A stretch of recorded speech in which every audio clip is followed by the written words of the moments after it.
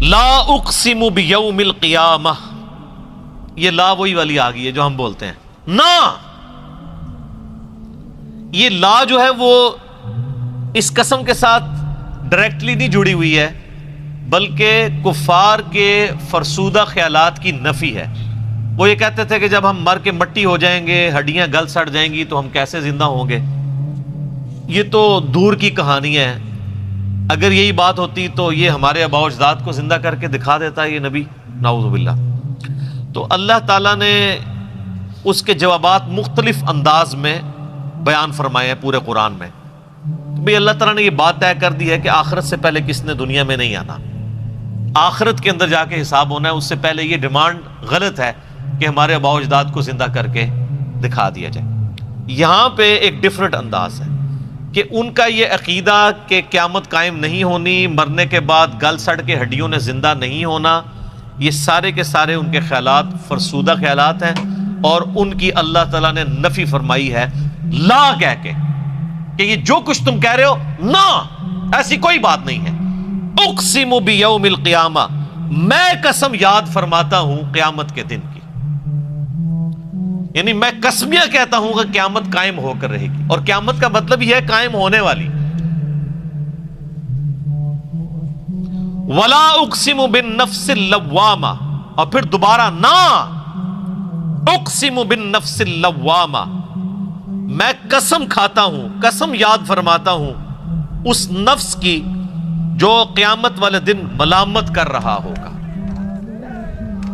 یعنی یہ قیامت قائم ہونی اور پھر قیامت والے دن جنہوں نے یعنی ملامت کرنا اپنے نفس کو، اللہ تبارک و تعالیٰ نے ان کا اسپیسیفکلی ذکر کیا ہے کہ قیامت قائم ہوگی، اور پھر اس دن یہ معاملہ بھی ہونے والا ہے کہ کئی نفوس ہوں گے جو کہ ملامت زدہ ہوں گے، خود اپنے نفس کے اوپر ملامت کر رہے ہوں گے کہ کاش ہم نے دنیا کے اندر اللہ اور اس کے محبوب صلی اللہ علیہ وآلہ وسلم کی تعلیمات پہ کام دھرا ہوتا تو آج ناکامی ہمارا مقدر نہ ہوتی۔ تو اسے کہا گیا ہے نفس لوامہ۔ یہ عموماً صوفیاء کے ہاں یہ بحثیں کافی ہوتی ہیں، آپ کو تصوف کی کتابوں میں ملے گا کہ جی وہ نفس کی 3 اقسام ہوتی ہیں، ایک نفس لوامہ ہوتا ہے، ایک نفس مطمئنہ ہوتا ہے، ایک نفس امارہ ہوتا ہے۔ اور وہ اکثر کبھی ہمیں بھی پرچیاں لوگ بھیج رہے ہوتے ہیں کہ یہ پوچھ کے بتائیں یہ 3 نفس کون سے ہوتے ہیں۔ یہ 3 نفس نہیں ہے، یہ ایک ہی نفس کی 3 حالتیں ہیں۔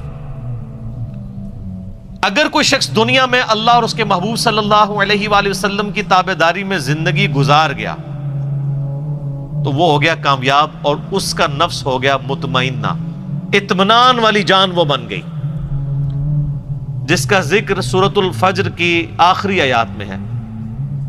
یا ایتھا النفس المطمئنہ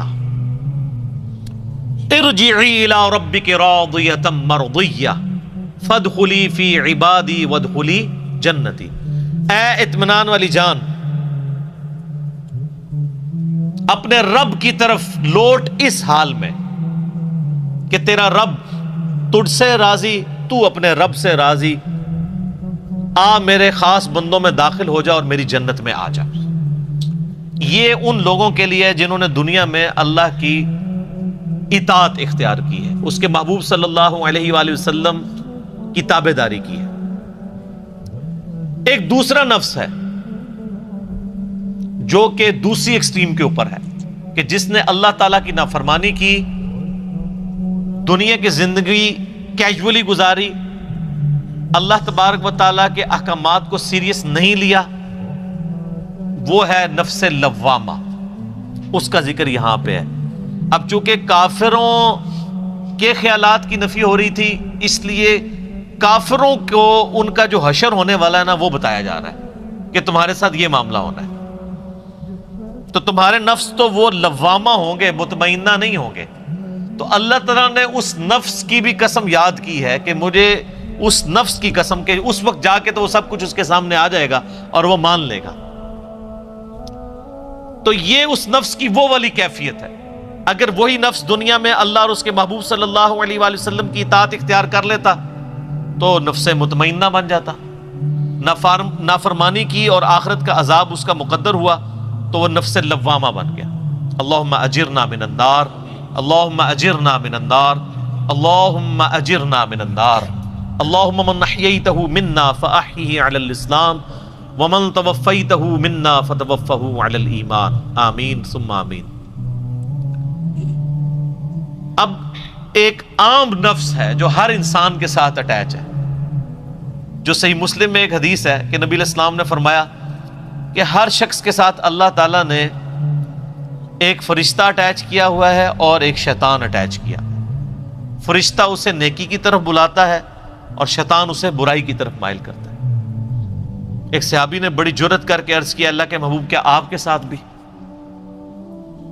تو اس وقت 295C نہیں لگی ہوئی تھی مدینہ شریف میں، تو اس لیے اس طرح کے سوالات ہو سکتے تھے.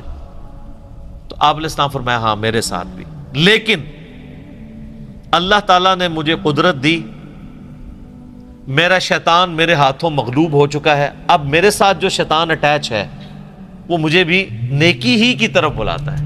یہ پروٹوکول صرف اللہ کے محبوب صلی اللہ علیہ وآلہ وسلم کا ہے.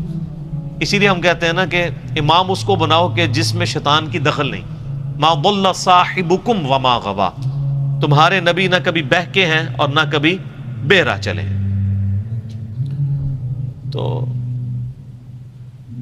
وہ نفس کو بھڑکاتا رہتا ہے. یہ نفس مراد انسان کی جو اندر ہے، اس کو آپ کبھی روح سے تعبیر کر دیتے ہیں، کبھی اسے آپ کہہ دیتے ہیں کہ وہ نفس ہے.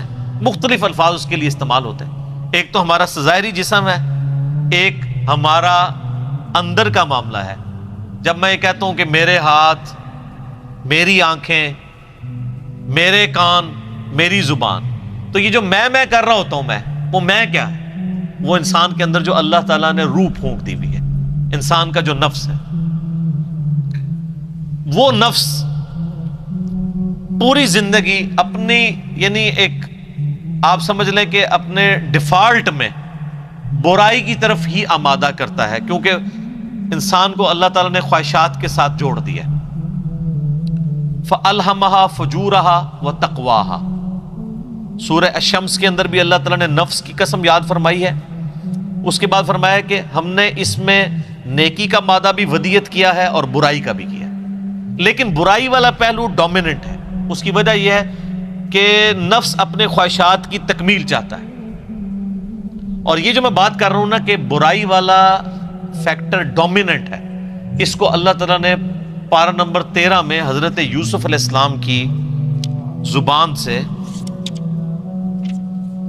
پیغام پہنچایا ہے. یہ آپ پارہ نمبر 13 میں اگر پہلا صفحہ کھولیں نا اپنے بلو والے قرآن میں، سورہ یوسف کی آیت نمبر ہے 53، اور 13 نمبر پارہ سٹارٹ ہی اسی آیت سے ہوتا ہے.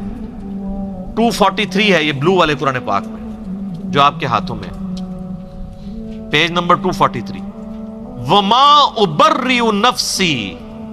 حضرت یوسف علیہ السلام کا آپ کو پتہ معاملہ چلا جب عزیز مصر کی بیوی نے انہیں برائی پہ آمادہ کرنے کی کوشش کی اور وہ وہاں سے نکلے اور اس نے پیچھا کیا. جب وہ دروازے پہ پہنچے تو عزیز مصر بھی آ گیا اور بیوی نے فوراً جو ہے وہ ایک غلط مقدمہ پیش کر دیا کہ یہ تو نعوذ باللہ میرے ساتھ برائی کا ارادہ رکھتا تھا. حضرت یوسف علیہ السلام نے کہا کہ میں ایسے کیسے کر سکتا ہوں جبکہ تیرے مجھ پر اتنے احسانات ہیں. اس میں کرتے کرتے انہوں نے ایک جملہ بولا، وما ابرئ نفسی، میں اپنے نفس کو بری نہیں سمجھتا. میرا کہیں یہ دعویٰ نہیں ہے کہ میرے ساتھ نفس نہیں لگا ہوا یا میرے اندر شہوت والا عنصر موجود نہیں ہے. ان النفس لامارۃ بالسوء، بے شک نفس تو ہمیشہ حکم دیتا ہے برائی کا.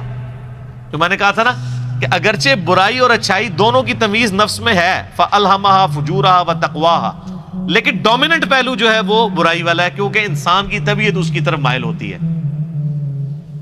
جسے انگلش میں بھی کہا جاتا ہے forbidden fruits are always sweet, منع کی گئی باتیں ہمیشہ میٹھی ہوتی ہیں. ان النفس لامارۃ بالسوء، بے شک نفس تو برائی کی طرف آمادہ کرتا ہے، حکم دیتا ہے برائی کا. الا ما رحم ربی، ہاں مگر جس پہ میرا رب رحم فرمائے اس کا معاملہ الگ ہے. جس طرح کہ یوسف علیہ السلام کے اوپر ہوا، ان ربی غفور الرحیم، بے شک میرا رب بخشنے والا اور مہربان ہے۔ اچھا اب دیکھ لیں کہ اللہ تعالیٰ نے حضرت یوسف علیہ السلام کی زبانی یہ بات کہلوا کے یہ عقیدہ امت کو بتا دیا کہ انبیاء بھی فی نفس ہی معصوم نہیں ہوتے، بلکہ اللہ تعالیٰ ان پہ رحم فرماتا ہے تو وہ معصوم ہوتے ہیں۔ ایسا نہیں ہوتا کہ نبی کوئی نعوذ باللہ روبوٹ ہیں اور ان کے اندر شہوت ہی نہیں ہے یا دنیا کی خواہشات کی ان کے اندر کوئی طلب موجود نہیں ہے، ایسا نہیں ہوتا۔ یہ ساری چیزیں موجود ہیں، لیکن اللہ تعالیٰ ان کی اسپیشل پروٹیکشن کرتا ہے۔ عصمت انبیاء کا عقیدہ جو ہمارے یہاں پہ سب کانٹیننٹ میں پایا جاتا ہے، یہ عقیدہ قرآن میں فٹ نہیں بیٹھتا۔ قرآن کہیں نہیں مانتا کہ انبیاء اکرام گناہوں سے اور برائیوں سے روبوٹ کی طرح پاک ہے۔ قرآن کی ٹرم میں انبیاء اکرام اللہ تعالیٰ کی حفاظت کی وجہ سے بچتے ہیں۔ اس میں بھی آئے گا، یوسف علیہ السلام کہتے ہیں سورہ یوسف میں ہی آگے اللہ تعالیٰ فرماتا ہے کہ اس عورت نے یوسف کا قصد کیا اور یوسف بھی قصد کر لیتا اگر اپنے رب کی برہان نہ دیکھتا۔ تو اس کا مطلب ہے یوسف قصد کیوں کر لیتا؟ یوسف تو پیغمبر تھا، اللہ کو یہ کہنا چاہیے تھا کہ یوسف کبھی بھی قصد نہیں کر سکتا تھا، اس لیے کہ اللہ تعالیٰ نے بتایا کہ اللہ تعالیٰ نبیوں کو محفوظ کرتا ہے۔ فی نفس ہی کوئی شخص اپنی ول کے ذریعے اپنے آپ کو محفوظ کرنے میں 100% کامیاب نہیں ہو سکتا جب تک کہ اللہ تعالیٰ اس کی مدد نہ فرمائے۔ تو یہاں پہ نفس امارہ کا ذکر ہوا، تو اب 3 نفس پورے ہو گئے نا جی۔ آپ سے وہ لوگ کوشچن بھی لوگ کرتے رہتے ہیں نا جی، بتائیں نفس کی کتنی قسمیں ہیں؟ وہ تو جو کڈنا پھر کچھ بھی نہیں ہوتا، بس علمی ڈسکشن ہے، بحثیں ہیں، اس میں سے نکالنا کیا ہے، قرآن اس کی کیا یعنی اس کے اگینسٹ کیا چاہ رہا ہے انسان سے، اس کی طرف تو جانا ہی کوئی نہیں ہے جی۔ نفس کی اقسام بتائیں، تو نفس کی اقسام ان معنوں میں ہے کہ نفس تو ایک ہی ہوتا ہے، اس کے اوپر 3 حالتیں ہیں۔ اگر وہ اللہ اور اس کے رسول صلی اللہ علیہ وآلہ وسلم کی اطاعت اختیار کر لے تو وہ نفس مطمئنہ ہے، اور مرتے ہی مطمئنہ ہے۔ قیامت والا دن تو ہے ہی ہے، یہ موت کے وقت ہے۔ یا ایتہ النفس المطمئنہ ارجعی الی ربک راضیۃ مرضیہ، یہ موت کے وقت فرشتے اسے بشارت دیتے ہیں۔ اور یا پھر دوسری ایکسٹریم ہے کہ وہ نفس لوامہ ہے جس کا سورۃ القیامہ میں ذکر ہے، اور ایک عام حالت ہے جو ہر نفس کی ہے، جس کو حضرت یوسف علیہ السلام اپنے نفس کے بارے میں بھی کہتے ہیں کہ نفس تو ہمیشہ برائی کی طرف مائل کرتا ہے، نفس امارہ۔ اب اس طرف آ جائیں کہ اللہ تعالیٰ فرماتا ہے اس ملامت کرنے والے نفس کی قسم، اَيَحْسَبُ الْإِنسَانُ أَلَّن نَجْمَعَ عِظَامَهُ، کیا انسان یہ خیال کرتا ہے کہ ہم ہرگز اس کی ہڈیوں کو جمع نہیں کر سکیں گے؟ یعنی قیامت کے بارے میں، یعنی وہ لوگ کہتے تھے یار یہ کیسے ہو گیا کہ ایک بندہ ہے مردہ گل سڑ کے وہ ہڈیاں بھی اس کی چورا چورا ہو گئی اور اب وہ زندہ کر لیا جائے، یہ کیسے پاسبل ہے؟ یہ سمجھ میں آنے والی چیز نہیں ہے کہ ایسا ہو جائے۔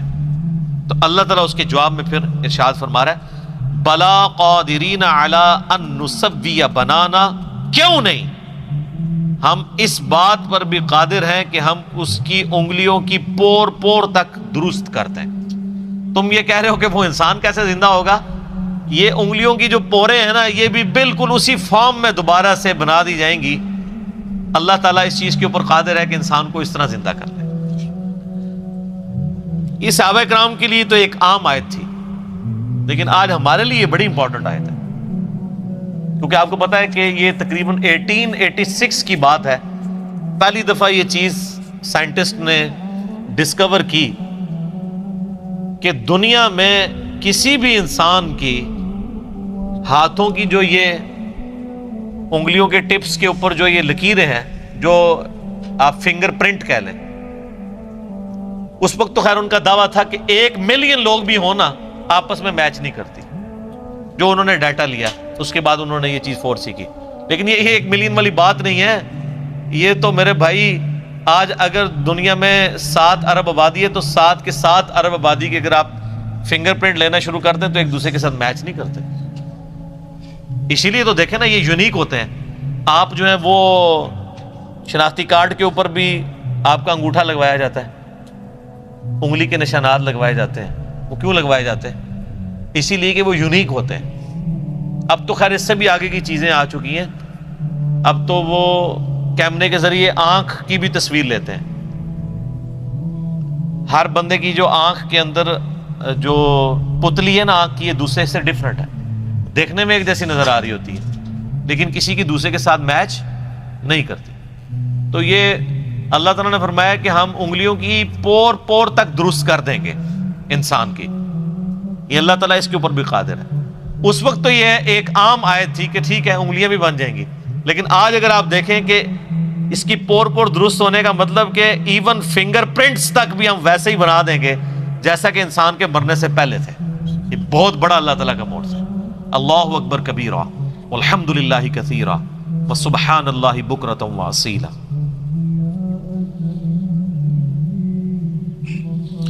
بل یرید الانسان لیفجر امامہ، بلکہ انسان کی خواہش تو یہ ہے کہ وہ آئندہ بھی اسی طریقے سے بدکاریاں کرتا ہی رہے. سر یہ ایک آیت کے اوپر گھنٹوں بولا جا سکتا ہے. یہ اللہ تعالیٰ نے انسانی نیچر بتا دی ہے کہ انسان قیامت کا انکار کیوں کرتا ہے. اس لیے کہ وہ اپنی مرضی کی زندگی گزارنا چاہتا ہے. وہ اپنی مرضی کی زندگی گزارنا چاہتا ہے. چونکہ اپنی مرضی کی زندگی گزارنا چاہتا ہے تو انسان کی مرضی کی زندگی گزارنے میں اور اس کی مرضی میں سب سے بڑی رکاوٹ کیا ہے؟ اللہ کی ذات ہے. آپ اگر اللہ کی ذات کو نکال دیں تو آپ اپنی مرضی کی زندگی گزاریں. یہ سب سے بڑی تلوار ہم پہ لٹک رہی ہے کہ ہمیں ہماری مرضی کے بغیر کسی نے پیدا کیا ہے، وہ ہمارے ساتھ کچھ بھی کرنے پر قادر ہے. اگر خدا نہ خواستہ ہم نے اس کی نافرمانی کی اور ہم نے اس کی اطاعت اختیار نہ کی تو قیامت دن وہ ہماری پکڑ کر لے گا. بولے اعوذ باللہ تعالی.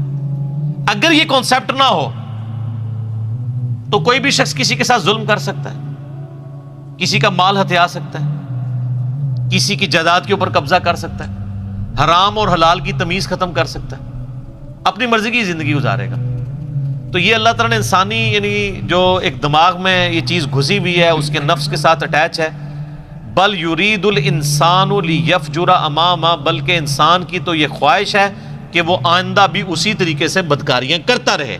چونکہ اس کی یہ خواہش ہے تو اب وہ قیامت کو تو غائب نہیں کر سکتا. تو آنکھیں بند کر لے کہ قیامت آنی کوئی نہیں ہے. جیسے کبوتر ہے وہ بلی کو تو غائب نہیں کر سکتا نا.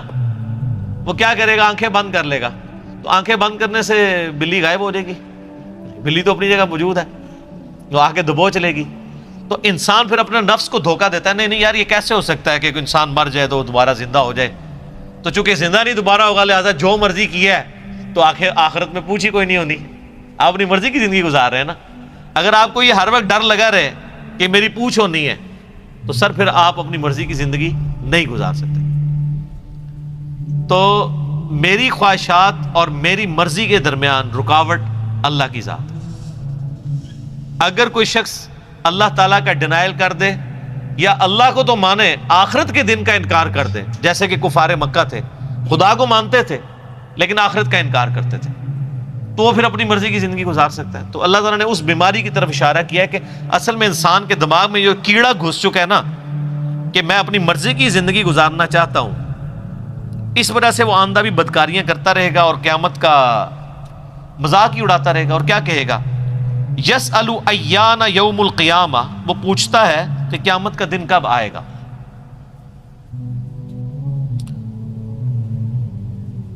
اب اگر قیامت کے دن کی جن لوگوں کو فکر پڑی ہوئی ہے وہ تو تیاری کریں گے بجائے وہ تاریخ اور سن پوچھنے کے. اب اللہ تعالیٰ نے جواب بھی اسی طرح بڑا سخت جواب دیا ہے